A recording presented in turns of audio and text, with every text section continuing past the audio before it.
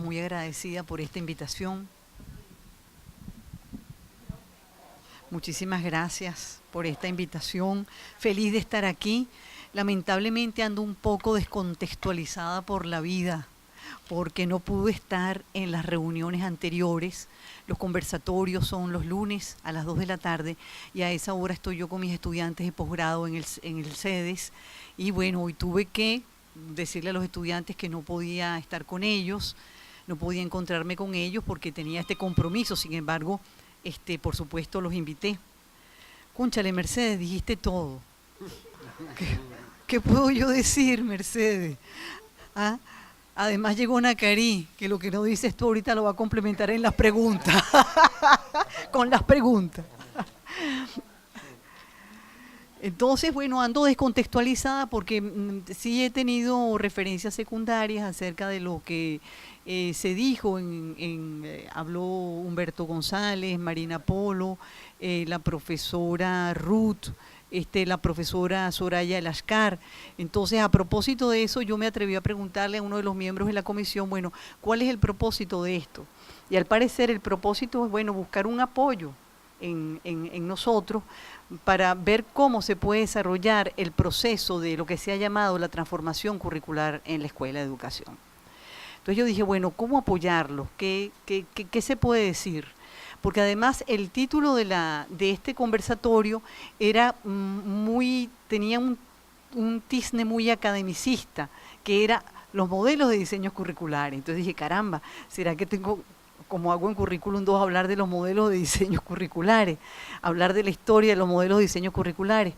Y dije, no, me imagino que no será eso, pero sí ubicar a las personas que trabajan en la comisión coordinadora en lo que es un diseño curricular, y yo me centré, porque Mercedes hizo una panorámica bien exhaustiva, diría yo, acuciosa más bien, de lo que yo he llamado el modelo curricular. El modelo curricular, cuando me dijeron los modelos curriculares, yo dije, caramba, modelos curriculares, me hice la misma pregunta que ella. Yo no he trabajado en esa senda, he trabajado más bien con conceptos. Claro, se puede hablar de modelos conceptuales, pero cuando uno habla de modelos siempre tiende como a ver la representación gráfica o la representación con figuras. Yo dije, lo que se ha llamado modelos tal vez, y es por ahí voy a empezar, tiene que ver más bien con un modelo inicial que se fue enriqueciendo a lo largo de lo que ha sido la historia de los diseños curriculares. ¿De qué no voy a hablar yo? Yo no voy a hablar de diseño instruccional. Yo no voy a hablar de planificación curricular. Yo voy a hablar de lo que se me señaló, es decir, de el diseño curricular. La planificación curricular, a mi modo de ver, es un proceso que incluye lo que es el diseño curricular y una vez hecho el diseño, pues se somete a prueba, se implementa, de allí los programas de ensayo y luego de ese ensayo, por supuesto, se tiene que evaluar, no solamente, no después del ensayo, sino a lo largo del ensayo, en el proceso y por supuesto posteriores, para luego comenzar otra vez con el ciclo de la planificación que nunca termina, porque se trata de un proceso racional, científico para muchos, yo diría que racional.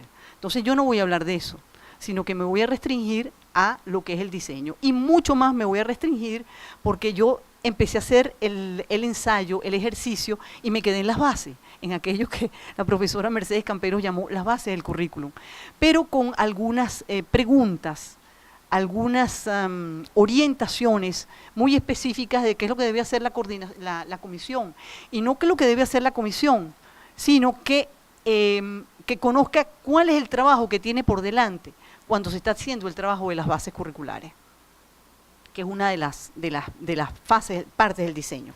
Entonces, bueno, aquí está lo que yo llamo modelo de diseño curricular, una representación del proceso requerido para alcanzar un estadio deseable en las prácticas educacionales de cualquier nivel del sistema escolar.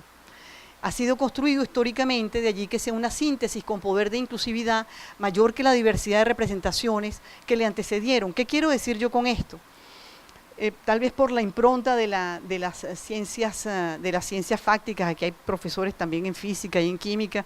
Por ejemplo, hablaba yo hoy con Amalia en el departamento, le decía, bueno, cuando un profesor de física o de ciencias naturales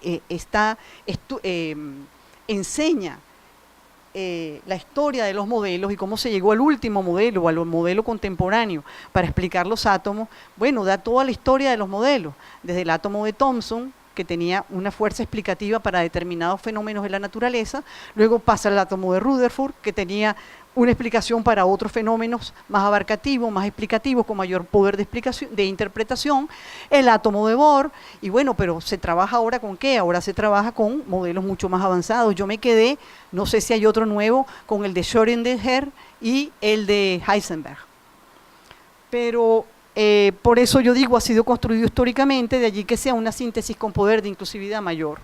Pero siempre es bueno ir a la base. Ya, profe. Ok. El modelo matriz se centraba en aquello que los miembros de una comunidad escolar y autoridades educativas específicas debían realizar para proponer un proyecto escolar. Ese modelo matriz hablaba más que todo de la comunidad, de una escuelita, de lo que hoy nosotros llamamos proyecto pedagógico. Luego en las traducciones e interpretaciones se llamó a ese proyecto, se le llamó diseño curricular, se habló de sociedad, cuando primigeniamente su autor nunca habló de eso, sino habló de comunidad y de lo que era la comunidad periférica a una determinada escuela o un conjunto de escuelas. Empezar con la formulación de los fines que desea alcanzar una escuela específica, esa es la representación, por ahí partía, los fines debían provenir de varias fuentes. Y este modelo es muy importante justamente porque nos dice, nos convoca a los diseñadores de currículum que nunca podemos trabajar con una o dos fuentes, sino con muchas fuentes, muchas fuentes. Ninguna fuente única de información puede brindarnos una base para adoptar decisiones sensatas y amplias sobre los objetivos de la escuela. Adelante, profe.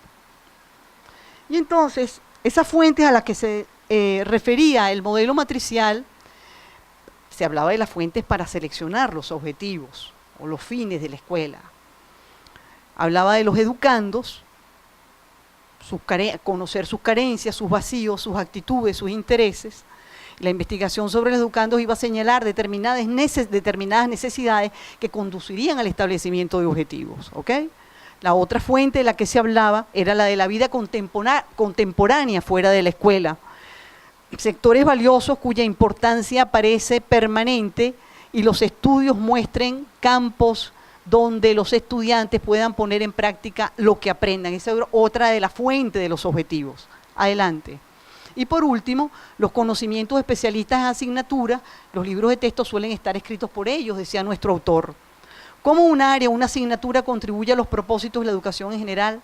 Creación de intereses, de valores, competencias técnicas, expresión simbólica, definiciones que permitan conocer mejor el mundo físico y humano y una comunicación efectiva.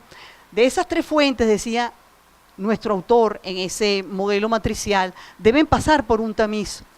Esa primera parte es lo que Mercedes llamó y lo que los profesores de nuestras universidades, sobre todo en la Universidad Central, llamaron las bases del currículum, hasta allí.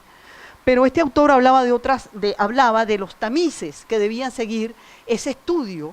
Luego Nacarí lo llamó las condiciones sociales, económicas, culturales, políticas, que son los que constituyen el ambiente en el cual se desarrolla el currículum. Eso es lo que se entiende por bases, que ya las vimos.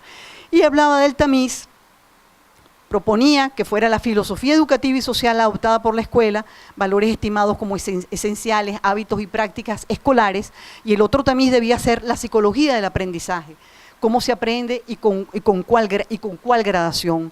Muy parecido a lo que Herbart nos había dicho en el siglo XIX, cuando hablaba de los fines de la educación y de la psicología como un componente importantísimo para definir lo que era la pedagogía. Los objetivos, para leer la partecita de arriba, los objetivos provenientes de esas fuentes deben ser coherentes y no deben ser muchos, puesto que un programa escolar no es eficiente si pretende tanto que logra poco.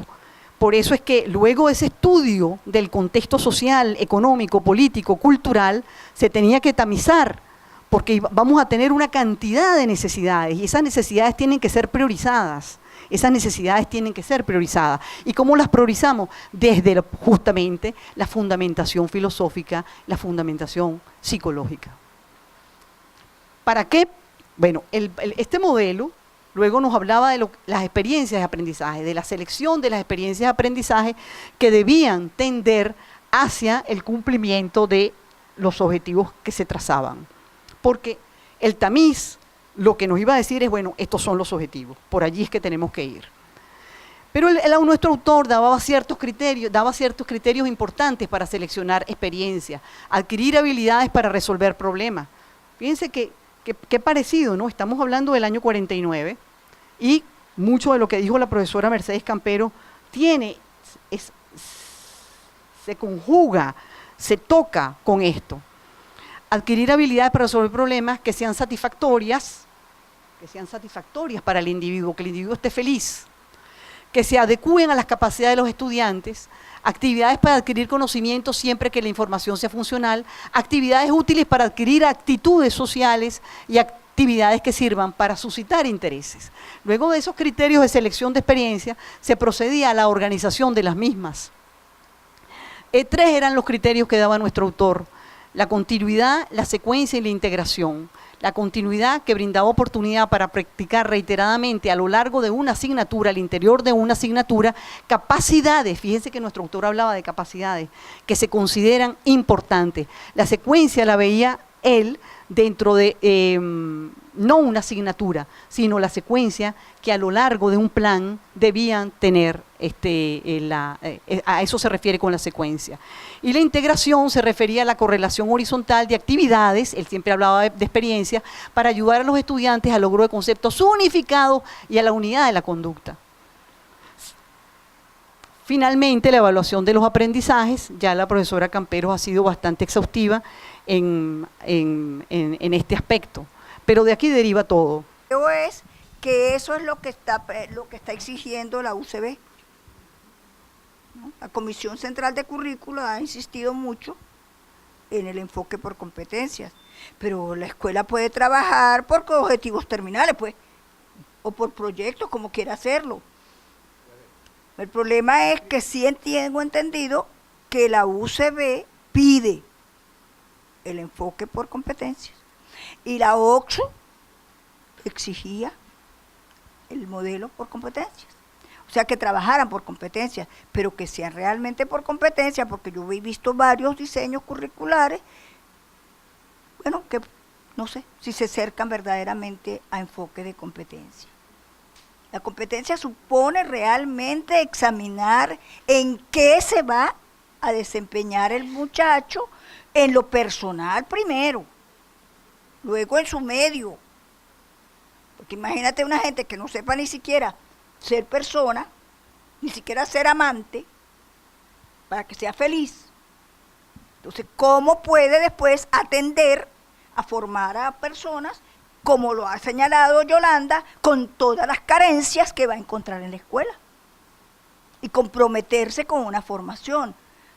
Ahora, que si no se quiere trabajar por competencia, ustedes pueden escoger cualquier enfoque, o cualquier tendencia, pero siempre tendiendo claro que vamos a formar, bueno, si es que van a formarse educadores, porque si no se quiere formar educadores, bueno, muy sencillo, mira, entonces cambiamos el nombre de la escuela, no se llama Escuela de Educación, nos vamos a formar educadores, pero formar educadores es un reto muy duro, porque independientemente de que no se vaya a trabajar, sino con los muchachos, con los maestros, porque ya hay una experiencia de formar para educación inicial y que se ha aplicado a nivel nacional, que el maestro que se forma para educación inicial se le da opción a trabajar hasta 3er grado.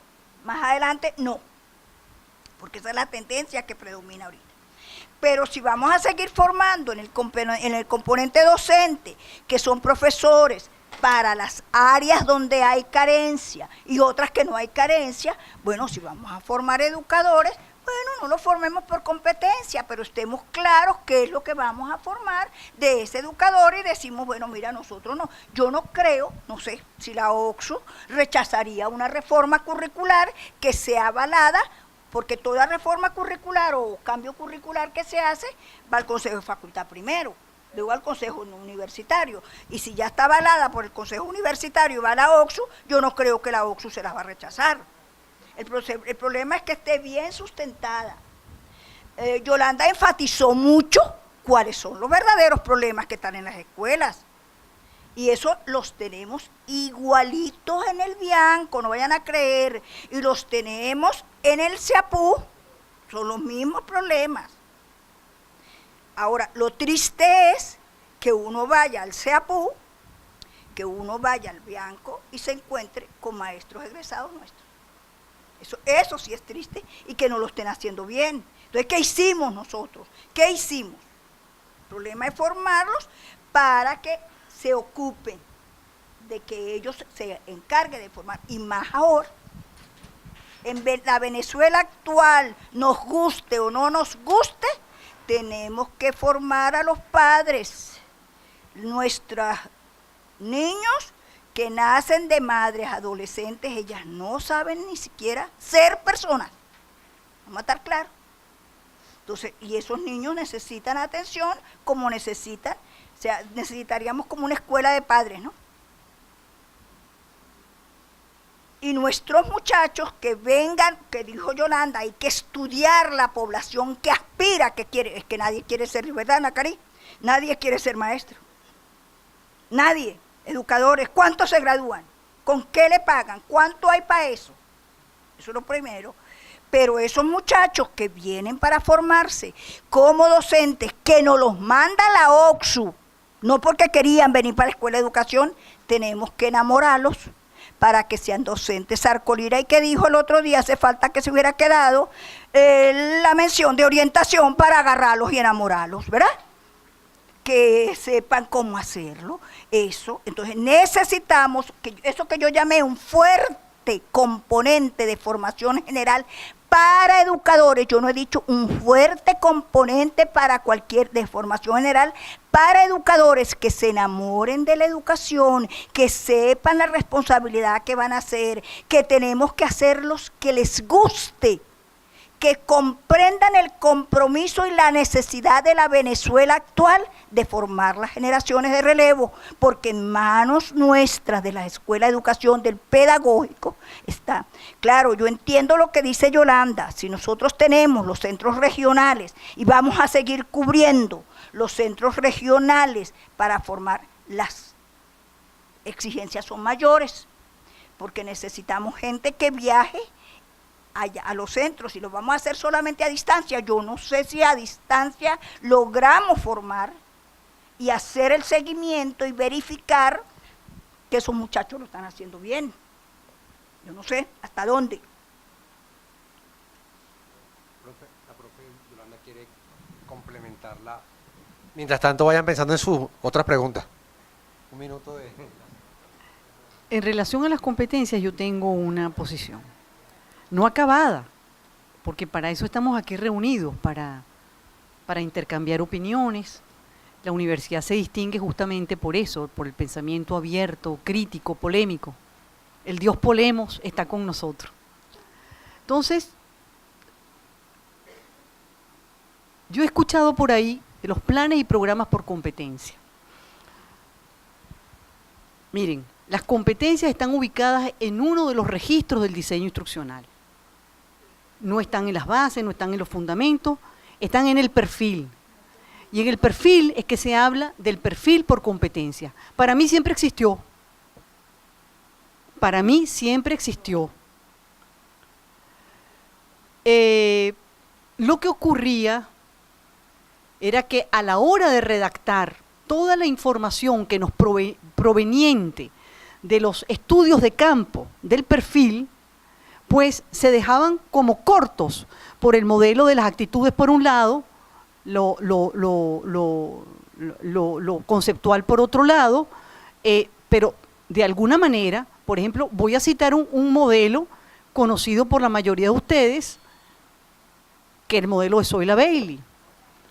Implicaba un trabajo de campo, donde estaban las funciones, las tareas, los conocimientos, las actividades, las habilidades y destrezas y las actitudes que se pretendía. Y a través de un trabajo de campo, combinando perfil ideal y perfil real, pues se obtenía el perfil. Pero la doctora Bailey nunca pretendió que ese era el perfil final. sino que ese perfil luego había que redactarlo a la luz de los fundamentos. Y cuando nosotros hicimos, en los años 80, la carrera corta para la Francisco de Miranda, que por cierto nunca se instaló la carrera corta, para el técnico superior en bibliotecología, mención docencia,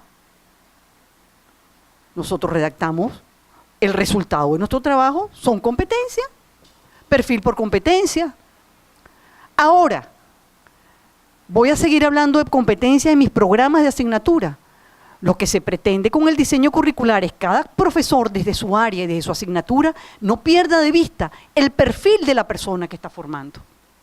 Esas competencias que tiene que lograr y que para eso se metió su asignatura y su área, porque las asignaturas se escogen, esto lleva todo un proceso lógico sobre la base de los fundamentos y los perfiles. De ahí salen las asignaturas, no de otro sitio. Entonces eso es lo que tenemos que tener pendiente. Y lo otro, y eso lo puede decir mejor Mercedes, que es especialista en evaluación, las competencias hay que operacionalizarlas en un momento determinado para poderlas evaluar. Es incompatible el modelo, el de hablar, siempre, las competencias con los objetivos. A mi modo de ver, no. Las competencias están en un registro y los objetivos muy generales, específicos, como se quiera y como lo pretenda la naturaleza del área con la que se trabaja, está a nivel de programas y de unidades. ¿Cuál es la incompatibilidad?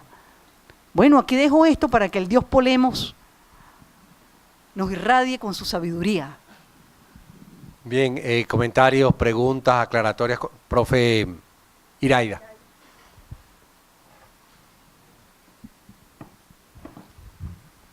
Varios comentarios, ¿no?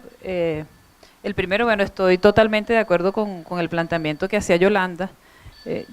Yo no me quiero amarrar a una terminología propiamente dicha, ahorita hay toda una discusión en relación a la competencia. De hecho, Marina en la primera conferencia, en el primer encuentro, nos decía que pues estábamos ahora discutiendo o estábamos en un plano más allá de la competencia, que estábamos hablando de aprendizajes fundamentales. Y era una discusión que se estaba dando en todo el ámbito latinoamericano, ¿no? Porque con la competencia también podemos caer en el reducto que caímos con los objetivos, que caímos en los microobjetivos. En la competencia a veces la operacionalizamos tanto que también fragmentamos el aprendizaje, ¿no? Entonces, yo prefiero hablar de aprendizajes fundamentales, esos grandes aprendizajes que deben ser expresados, deben ser logrados, deben ser alcanzados por el estudiante, el docente que está en periodo de formación, en su formación inicial, pues deben estar claramente formulados y no se debe perder de vista esa articulación que se hace desde las asignaturas para lograr el perfil, porque parte de nuestra práctica es que en el currículum en acción perdemos de vista lo establecido, ¿no? Lo que Villarroel llamaba lo intentado, ¿no? O sea, no establecemos esa articulación entre lo que la profe Nacari llama lo estático y lo dinámico, ¿no? Sino que lo dinámico se come a lo estático y el profesor termina haciendo una práctica aislada, lo que él cree que debe enseñar, y esos son los aprendizajes. Y se olvida que tenemos un perfil de formación. Eso es simplemente como reflexión. Interesante, yo no sé si llamarlo modelos o no, o sea, simplemente son componentes del diseño curricular. Interesante el estudio de investigación que debemos nosotros como Escuela de Educación realizar, porque esa investigación pues van a ser realmente las bases que van a sustentar nuestra propuesta de formación. Y yo creo que nosotros tenemos un reto y tenemos fortalezas dentro de la Escuela de Educación que hay que tomar en cuenta. Aunque todavía están incipientes los estudios, pues es un reto de la Escuela de Educación la formación de docente directo.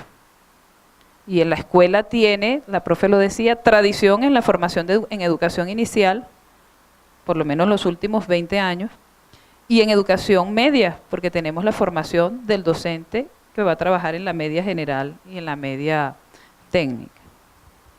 Yo creo que por ahí pudiésemos agarrar, ¿no? Y es un reto para nosotros no desvincularnos, a pesar de que nuestra tradición ha sido la de formación de docentes de apoyo, ha sido mucha la tradición, no desvincularnos de esa práctica que hemos hecho en los últimos 20 años de la formación del docente directo. Y ese estudio de las bases nos va a decir, por eso lo importante o lo sustantivo de ese dato que aporta Yolanda desde las prácticas de didáctica, las prácticas profesionales que hacen nuestros estudiantes. O sea, las escuelas nos están hablando y nos están dando datos cualitativos más que datos cuantitativos y que tienen que ser tomados en cuenta para nosotros formar ese docente. Porque sí, yo estoy de acuerdo en que hay docentes buenos, pero esa práctica del docente es una práctica individualizada, no institucionalizada. Eso es una práctica aislada que se da por la buena voluntad del docente y porque, bueno, tuvo una buena formación, pero él lo hace en solitario. Y nosotros debemos hacer es que esas prácticas sean prácticas conscientes de la escuela como institución escolar. Y eso se puede hacer desde aquí, desde la Escuela de Educación, formando, para mí, un reto de la Escuela de Educación es seguir formando docentes directos que contribuyan realmente con la mejora de la calidad educativa de lo que sucede en el sistema escolar. Sí, bueno, yo apuntaría a la tradición. ¿Cuál es la tradición? Inicial y media, porque en primaria no hemos tenido tradición. Y en primaria tenemos mucha competencia, pero yo iría a la tradición porque el estudio de las bases, como bien señalaba Yolanda, también pasa por ver qué personal tenemos aquí en la Escuela de Educación para facilitar el proceso de formación. Y nosotros tenemos tradición en estas dos, por lo menos en los últimos 20 años.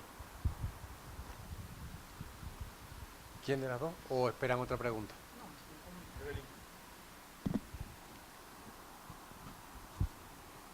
Yo oyéndolas a ustedes dos, se me vinieron muchas cosas a la cabeza. Lo primero que quiero aclarar para mí, que esta escuela tiene tradición en formación de preescolar, tiene tradición en formación de media, pero también tiene tradición en mandar docentes a educación primaria.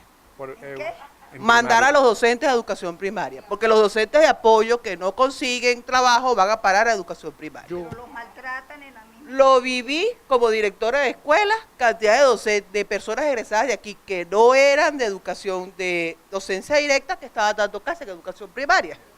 Es más, cuando la pelea de EU para que el ministerio le diera trabajo, el ministerio saca una resolución donde dice que todos los egresados de EU pueden ir a trabajar a educación primaria. Es decir, que si estamos en los tres sitios. Pero oyendo a la profesora Yolanda y oyéndola a usted, profesora, a mí me surgen muchas interrogantes. ¿En qué sentido? Para formar docentes, así como usted hablaba del proyecto escolar de la escuela, tiene que haber un proyecto educativo nacional. Tenemos que saber hacia dónde quiere que llevemos las escuelas, además de las características individuales de cada escuela.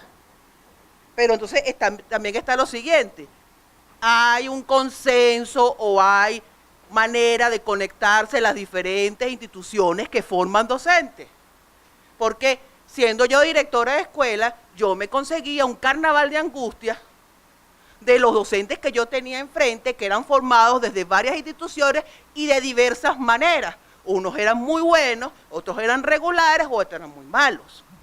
Entonces la pregunta es la siguiente, yo la oigo a usted y la entiendo, cuando usted va a una escuela, usted quiere conseguir una serie de competencias, vamos a decir así, de los docentes que tienen enfrente ese alumnado. Pero la pregunta también es la siguiente, ¿están las instituciones de formación docente claras de cuáles son las competencias que tienen que tener esos docentes? Porque no solamente es que yo lo haga desde la Escuela de Educación, porque sabemos que la Escuela de Educación tiene poco impacto, sino todas las instituciones de formación docente. Entonces me preocupa cuando yo veo acciones como que el ministerio forma la instancia permanente, es la primera vez que estamos las instituciones de formación docente sentadas hablando del docente que tenemos que formar y de manera abrupta acaban con los conversatorios, acaban con ese trabajo porque le dan más importancia a la discusión del contrato colectivo de los docentes. No digo que no sea importante, pero ¿cómo tú vas a sacar a la persona que está llevando a cabo las reuniones de la instancia permanente de formación docente y te la vas a llevar a discutir el contrato si allí podías haber puesto a otra persona? Entonces pareciera que no le damos importancia a lo que en realidad tiene importancia y que la formación docente como tal ha sido la cenicienta de este país, porque siempre se ha visto, y por eso es que existe ese mito de que el docente es un muerto de hambre y que al docente solamente va el que es fracasado de todas las demás carreras, es porque desde el mismo ente rector, y también hay que darle responsabilidad a las universidades, no se le ha dado la verdadera importancia que tiene la formación docente. Porque yo entiendo que un maestro de segundo grado, o un maestro que va a primaria, o un maestro que va a inicial, o un profesor de media, todos, no solamente los de la escuela de educación, todas las personas que estudian en instituciones de formación docente tienen que tener unas competencias genéricas básicas. No es que el del pedagógico tenga uno y el de la central tenga otros. Yo sé que cada institución va a impregnar a su egresado de lo que lo que es propio suyo, pero tiene que haber una columna vertebral que me diga que todos esos docentes que van a educación primaria, porque eso fue lo que escogieron, tienen una formación básica bien fundamentada y que son capaces de enfrentarse a un aula de educación primaria. Y en eso este país no ha hecho mucho. Cuando se dio la formación en lo que usted nombró de la reforma de educación básica de los 90, las universidades que fueron a formar a las escuelas, cada una tenía un discurso distinto. Y eso es bien grave. Considero que estos conversatorios nos sirven para generar ideas que no solamente deben de quedarse aquí, deben llevarse a otros lados, porque considero que tiene que llegar el momento que la formación de docentes de este país tenga en realidad una verdadera importancia y tenga un verdadero perfil. Gracias.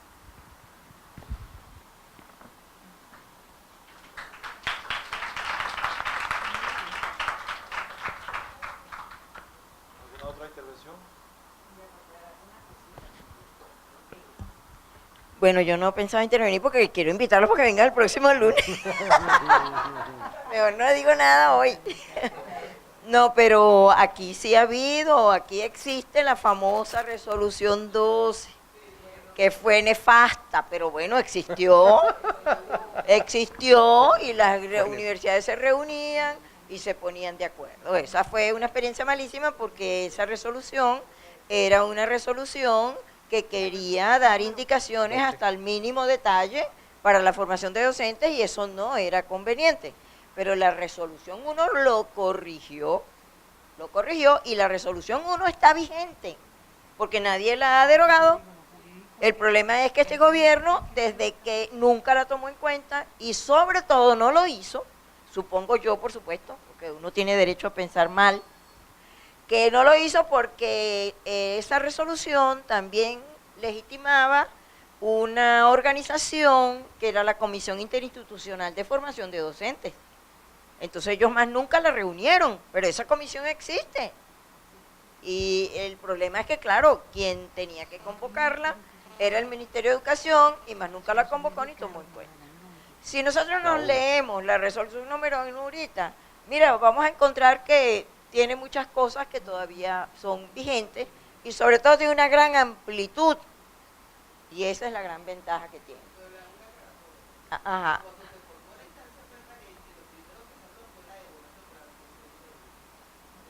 Bueno, sí, pero la derogaron.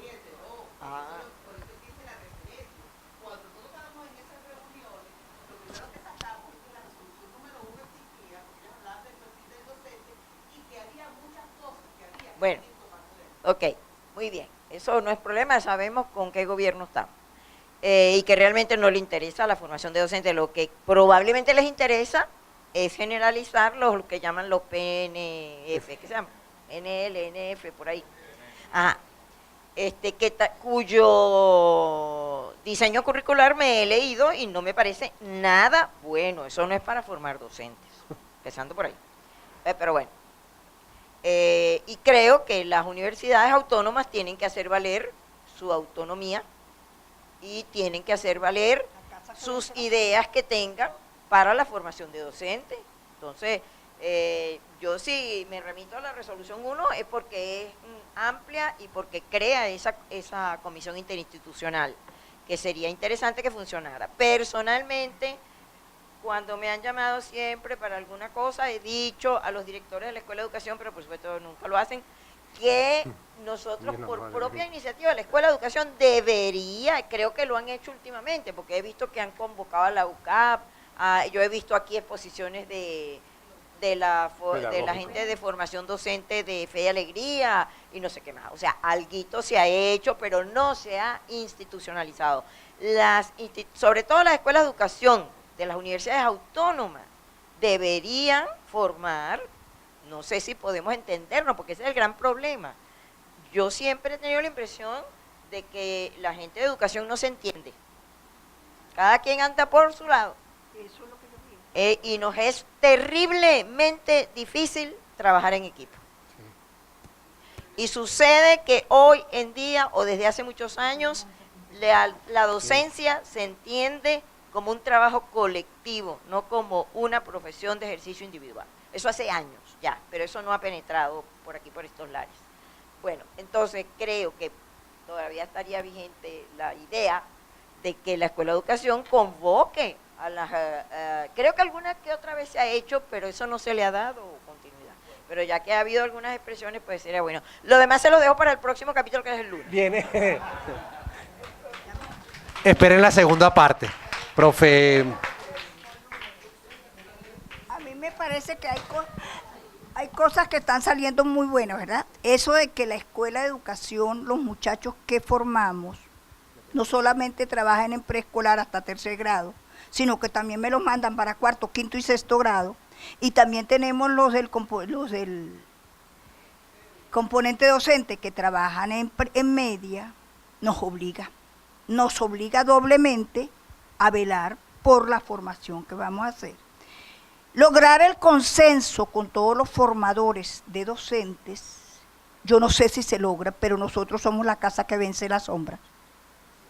Tenemos la responsabilidad ética de trabajar en proponer una formación de docentes que se acerque a lo deseable, que la hagan por competencia o no competencia. Mire, el problema que yo le veo a las competencias hoy en día es que permitieron que visualizáramos, porque hasta yo escribí una taxonomía de aprendizajes que me da pena que no logré decir que esas producciones evaluativas era la integración del conocimiento con el afecto, con lo psicomotor. El problema fue que Bloom se vendió, es el libro más vendido después de la Biblia. Crowell no se vendió tanto, tampoco se vendió Simpson. No. Bloom se vendió más que todos, eso léanlo para que ustedes vean.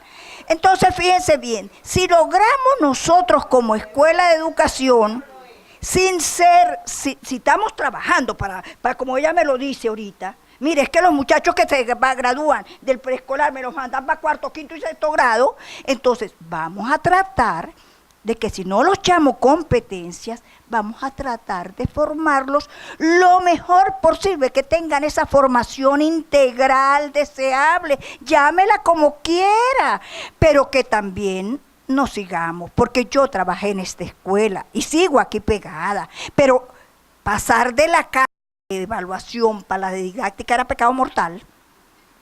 Y eso tiene que romperse. Tenemos que trabajar integradamente. Para formar un profesional integrado, tenemos que trabajar integrados nosotros, mira, así de sencillo. Eso es lo deseable. Que tenemos que ver cuál es el potencial de la escuela. Mira, y yo difiero.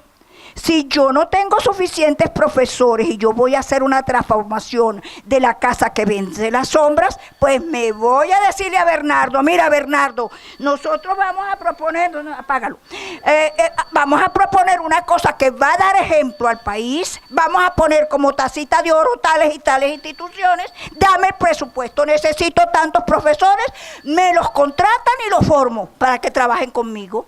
Eso de que si yo no tengo suficientes profesores, yo no voy a hacer el cambio, no. Eso no puede ser. Yo tengo que pedir el presupuesto y trabajar. Mire, es verdad lo que dijo Yolanda. Si en el año 71, cuando a mí me tocó ir a formular, que no sabía nada, me ayudó Nacari y Víctor y Mario Mole en esta escuela. Esos fueron las 3 personas que me ayudaron para trabajar con el plan de estudio de la Academia Militar. Cuando a mí me dijeron hay que hacer el plan para formar los muchachos militares, ¿qué significaba agarrar una granada, quitarle la espoleta, tener el cuidado de que estaba bien lanzarla lo más lejos posible, que no agrediera a ninguno de los soldados que estaba al lado y que no perjudicara el ecosistema. ¿Qué era? ¿Qué era eso? ¿Era o no era una competencia? ¿Era o no era una competencia? En el año 71, ¿era o no era una competencia?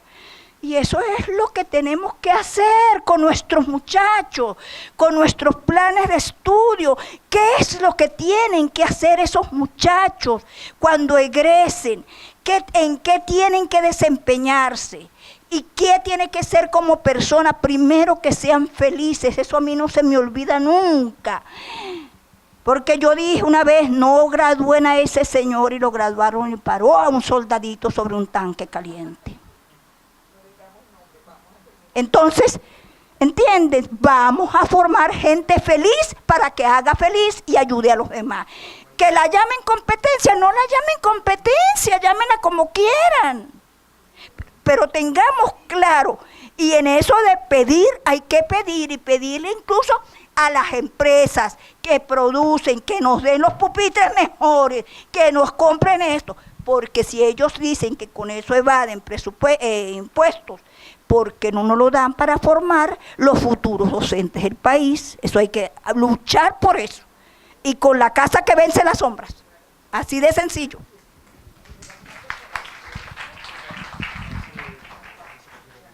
Perdóname.